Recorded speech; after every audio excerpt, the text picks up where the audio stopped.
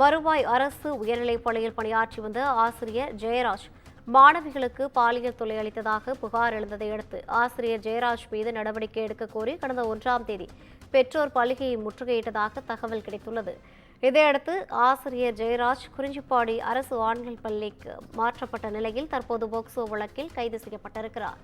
இது குறித்தான கூடுதல் விவரங்களோடு இணைகிறார் நமது செய்தியாளர் கிரண். வணக்கம் கிரண், கூடுதல் விவரங்களை பதிவு செய்யலாம். வணக்கம் ரவீனா. கடலூர் மாவட்டம் வடலூர் அருகே மறுவாய் கிராமத்தில் அரசு உயர்நிலைப் பள்ளி இயங்கி வருகிறது.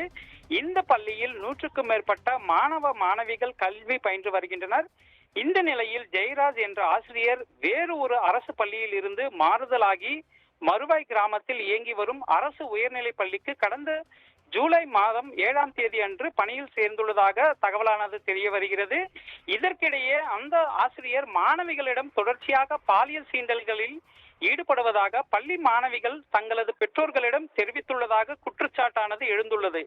இதனை அடுத்து ஆசிரியர் ஜெயராஜ் மீது நடவடிக்கை எடுக்க கோரி அரசு பள்ளியினை பெற்றோர்கள் கடந்த ஆகஸ்ட் 1ஆம் தேதி முற்றுகையிட்டனர்.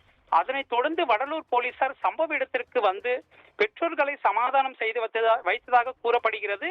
இந்த நிலையில் இந்த குற்றச்சாட்டு குறித்து மாவட்ட கல்வி முதன்மை அலுவலர் விசாரணை மேற்கொண்டதின் அடிப்படையில் ஆசிரியர் ஜெயராஜை குறிஞ்சிப்பாடி அரசு ஆண்கள் மேல்நிலைப் பள்ளிக்கு பணியிட மாற்றம் செய்யப்பட்டதாக கூறப்படுகிறது.